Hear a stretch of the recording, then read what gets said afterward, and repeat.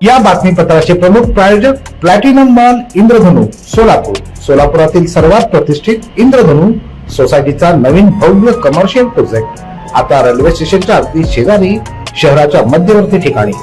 Manorama social foundation संचालित मनोरमा साहित्य मंडळीतर्फे मनोरमा साहित्य संमेलनाचं आयोजन करण्यात आले, अशी माहिती संमेलनाचे अध्यक्ष श्रीकांत मोरे यांनी दिली.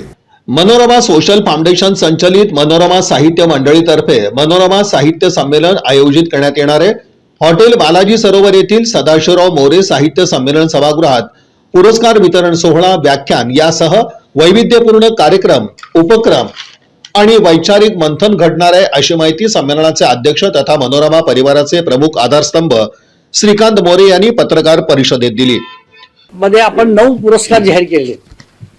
तर 9 पुरस्काराचं जे आपण पाहतोय की आपल्याला पत्रिका दिलेली आहे, या पत्रिकेमध्ये पान नंबर 3 वरती आपण पुरस्कार वितरण सोहळा दिलेला आहे. पान नंबर 3 वरती तर आपला जो पहिला पुरस्कार आहे तर तो मनोरमा बँक राज्यस्तरीय जीवन गौरव पुरस्कार हा आपण माननीय अनिल सामंत हे गोवा मराठी अकॅडमीचे प्रमुख आहेत. महाराष्ट्राबाहेर गोव्याची तशी भाषा कोकणी का मराठी वाद चालू आहे.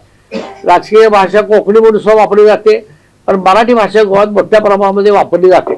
असं कुठला एरिया नाही गोव्यामध्ये की जिथं मराठी बोलली जात नाही. थोडा वेगळा कोकणी टच त्याला असतो. तर त्यांनी जे कार्य केलेलं आहे तर त्या कार्याची दखल घेऊन मनोरमा साहित्य मंडळाने निर्णय घेतला की आपण जीवन गौरव पुरस्कार माननीय अनिल सामंत यांना देण्याचं एकमताने मान्य करण्यात आलं. आमच्या निवड समितीचे अध्यक्ष आज दयान कॉलेजमध्ये एक महत्वाची मीटिंग चालू आहे. डॉक्टर राजशेखर शिंदे साहेब आहेत आणि डॉक्टर कविता मुरुमकर आहेत. तर त्यांनी एकमताने आणि कमिटीने निवड केलेली आहे. आणि मनोरमा बँक राज्यस्तरीय काव्यरत्न पुरस्कार हा काव्यरत्न पुरस्कार वैभव जोशीला देण्यामागची भूमिका काय, तर वैभव जोशी मूळचे सोलापूरचे. त्यांचे वडील BNC मध्ये कामाला होते. सोलापुरातून नंतर ते बाहेर इतरत्र शिफ्ट झाले आणि त्यांचं जे कविता क्षेत्रामध्ये आज 100-150 पिक्चरला छोट्या ह्याला गाणी त्यांनी लिहिलेली आहेत. आणि आज स्टेजवरती त्यांचे परफॉर्मन्स बघतो आपण. हा एक वेगळा साहित्य क्षेत्रामध्ये एक पैलू आहे जो त्यांनी उभ्या महाराष्ट्रभर, महाराष्ट्राच्या बाहेर आणि परदेशी सुद्धा त्यांनी आता आपलं नाव लौकिक कमवलेलं आहे. आणि म्हणून माननीय वैभव जोशी हे सोलापूरच्या आश्रमात त्यांची आपण निवड केलेली आहे. त्याचप्रमाणे आपण पाहतो की मनोरमा मल्टीस्टेट याच्या माध्यमातून राज्यस्तरीय पुरस्कार आपण साहित्य सेवा पुरस्कार म्हणून देतो.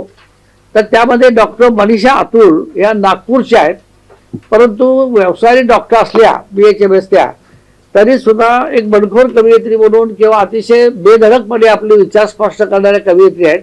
त्यांची जवळजवळ 10-15 पुस्तकं प्रकाशित आहेत. आम्ही जे आता पुस्तक छापतोय साहित्य संमेलनाच्या वेळेला आम्ही ते उपलब्ध करून देणार आहोत. त्याच्यामध्ये सविस्तर बायोडाटा त्यांचा पुस्तकाच्या माध्यमातून आपल्यासमोर येणार आहे. आणि त्यांना हा पुरस्कार जो दिलेला आहे, आपण जर पाहतो की सामंत साहेबांचा पुरस्कार आहे तो जीवन गौरव 25,000 रोग शाल श्रीफळ मोमेंटो असा आहे. वैभव जोशींचा पुरस्कार 25,000 रोग शाल श्रीफळ मोमेंटो असा आहे. आणि बाकी सर्व पुरस्कार हे 10,000 रुपयाचे. मग सर्व पुरस्कार मग त्याच्यामध्ये डॉक्टर मनीषा अतुल, त्याच्यानंतर माननीय अपूर्वा जोशी या मध्यंतरी आपण पाहिलं असेल DCP गार्गे सोलापूरला DCP होत्या. त्यांनी अपूर्वा जोशी मॅडमची मुलाखत घेतली होती. त्यांनी क्रिमिनल जे आपण म्हणतो अर्थशास्त्र त्याच्यावर एक पुस्तक लिहिलं होतं. आणि त्या अनेक आर्थिक संस्थांवरती कार्यरत आहेत. पण त्याचबरोबर साहित्याच्या माध्यमातून त्यांनी फॉरेन्सिक साहित्याच्या माध्यमातून आपला एक वेगळा ठसा निर्माण केला आहे. 80 पुस्तकाचं प्रकाशन देश पातळीवरती केलेलं आहे. अत्यंत अभ्यासू व्यक्तिमत्व आणि साहित्यिक म्हणून त्याचप्रमाणे डिजिटल साहित्य, सकाळ, पत्रकारिता या सर्व क्षेत्रामध्ये त्यांचं नाव आहे. तर त्यांची निवड आपण या ठिकाणी केलेली आहे. संमेलनाच्या स्वागत अध्यक्षा शोभा मोरे, कार्याध्यक्षा अस्मिता गायकवाड तसंच डॉक्टर रुचा मोरे पाटील यांनी संमेलन, पुरस्कार वितरण यासह मनोरमा साहित्य मंडळीची वाटचाल तसंच साहित्य क्षेत्रातील योगदान या संदर्भात अधिक माहिती दिली. तर आपण सगळेजण या ठिकाणी प्रशांत जोशी सर आहेत, खेलबुडे साहेब आहेत, त्यानंतर पद्माकर कुलकर्णी, प्रत्येकाचे नाव घेत नाही पण आपण सगळे बंधू भगिनी या ठिकाणी उपस्थित आहात. तर हा चांगला कार्यक्रम आपल्या सोलापूरमध्ये होतो आणि राज्यस्तरीय म्हणजे गोव्यावरून सुद्धा या ठिकाणी लोक येत आहेत.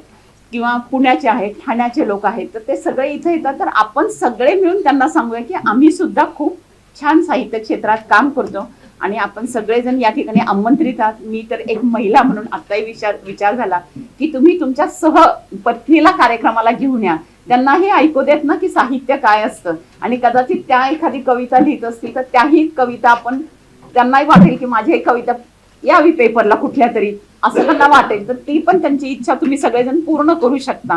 कारण साहित्य हे लोकांपर्यंत जेवढं जास्त पोहोचलं जातं तेवढे आपले विचार हे सकारात्मक होतात. प्रत्येक वेळेस म्हणजे मनोरमा परिवाराचा पायगुण हा अत्यंत शुभ असा प्रत्येक साहित्यिकाला असलेला आहे.